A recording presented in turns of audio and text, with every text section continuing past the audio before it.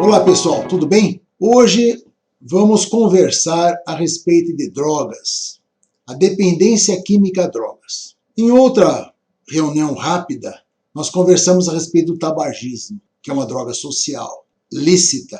Mas vamos falar também hoje sobre o álcool, que também é uma droga social lícita, e as drogas ilícitas, observando que o tabagismo e o álcool são drogas lícitas acima de 16 anos, na legislação brasileira. E as drogas ilegais, ilícitas, são a heroína, a cannabis, que é a maconha, anfetaminas, cocaína, o crack, o êxtase, o LSD e os cogumelos mágicos, que também são muito usados pela comunidade hippie, etc, etc. Que são psicotrópicos que causam dependência. O problema dessas drogas, lícitas ou ilícitas, é que elas causam dependência. Igual o jogo. O jogo também é uma dependência social, o jogar. Por isso que é proibido no Brasil.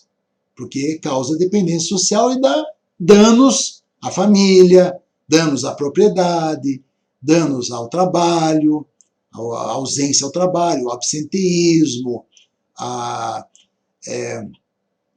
pessoa perde o convívio social.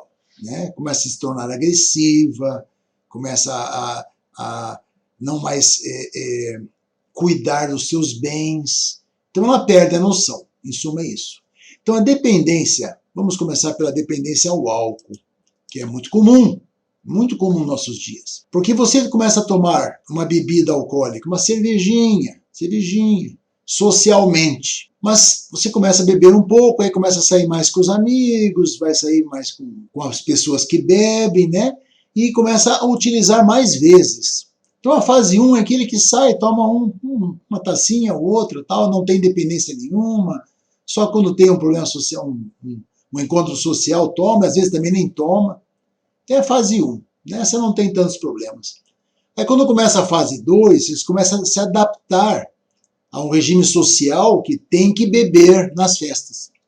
Então você vai aumentando e vai se adequando à sua tolerância ao álcool, ela vai aumentando e você vai aumentando gradativamente a ingestão de álcool. Mas mesmo assim ainda não tem danos físicos e nem emocionais. Às vezes uma bebedeira, alguma coisa assim. Aí vamos para a fase 3, que é a fase mais problemática, quando a pessoa cria uma dependência física e emocional. Ela não consegue mais parar de beber. Ela começa a inventar eventos sociais todos os dias para ir para o barzinho, para tomar bebida. Ele sente falta da bebida. Ele, com qualquer problema emocional, ele faz fuga para a bebida. Ele tem ressaca constante. Ele começa a ter problemas com a família, começa a gastar demais com a bebida, começa a perder o controle. Já é a fase 3, é uma fase mais preocupante. Ele já começa a ter a síndrome de abstinência, certo? Ele começa a fazer aquelas paradinhas, como eu já falei, parada estratégica para tomar uma no barzinho, antes de ir para casa. O happy hour, como nos pubs londrinos, às 5 da tarde. Acaba o trabalho, bebe e vai para casa. Já começa a dar um problema. De segunda a segunda, daqui a pouco é um dependente químico. Porque o limiar de tolerância dele está bem aumentado, então ele bebe mais. Então ele começa a perder o controle sobre a bebida. E a fase 4 é a fase mais problemática, em que realmente ele tem uma dependência física e emocional daquela bebida alcoólica. Ele começa a ser dependente químico ao álcool, certo? Aí o que acontece? O álcool começa a fazer efeitos como embriaguez, agressividade, tremores de extremidades, dores de cabeça, dificuldade de trabalhar, dificuldade de concentrar, dificuldade de raciocínio. Ele começa a perder a produção do trabalho dele cai, ele começa a não conseguir mais fazer trabalhos em casa e tão pouco dona o serviço. Então aí já começa a se perceber uma certa atrofia cerebral. O álcool está influenciando nos neurônios. Pode-se ter delírios, ter delírios, começar a falar, ver coisas, ou falar com pessoas que não sabe quem, não sabe onde é que está, faz amnésia. Eu bebi tanto que nem sabia onde é que estava. Se urina nas calças, perde a continência tanto urinária como evacuar também, certo? Ou esquizofrenia. Ele perde a noção da realidade. Ele começa a ficar agressivo com as pessoas, mania de perseguição, medo, pânico, achar que tem objetos ou seres que estão ali para atormentá-lo. Isso é esquizofrenia. Então, esses problemas psíquicos começam a apresentar por causa da atrofia cerebral, dos distúrbios da perda da realidade, né? E aí ele começa a ter as perdas externas, a se bater o carro, né? Perder dinheiro, ser roubado, né? Apanhar, ser agressivo, perder noção, perder o rumo, amnésia, né? Certo? Então, aumenta o sono, ele troca o dia pela noite, ele tem síndromes de depressão, ansiedade, pânico. Ele pode ter sintomas também orgânicos, como dores abdominais, diarreias. O fígado pode aumentar, dando hepatomegalia, que aí é a cirrose hepática, né? Certo? A esteatose hepática. O álcool ele ataca o fígado e substitui o fígado por substância gordurosa. Nós chamamos isso de esteatose hepática, né? Então, também pode produzir álcool, o álcool pode produzir cânceres, problemas cardíacos, cirrose, que já expliquei, problema de dependência química em fetos, né?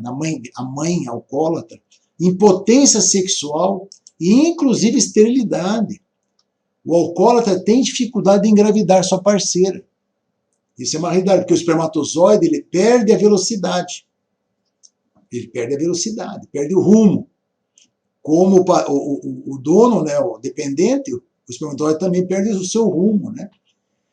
Então, tudo isso pode ter relação de causa e efeito com conflitos familiares. Também tem a dependência genética, que já foi comprovada, né, na família hereditária, né? A perda de algum ente querido, a perda da esposa, de algum filho, né? Mas, em suma, é um problema sério, uma doença séria, de difícil controle, difícil tratamento. Mas a base do tratamento é a pessoa querer se modificar, querer se tratar. E procurar aí os alcoólatras anônimos, né? Associação dos Alcoólatras Anônimos, ou os CAPs, né? Os Centros de Atenção Psicossocial, que pode dar todo esse apoio para o indivíduo se reabilitar. E existe reabilitação? Sim, com certeza, né? Mas ele tem que desejar primeiro.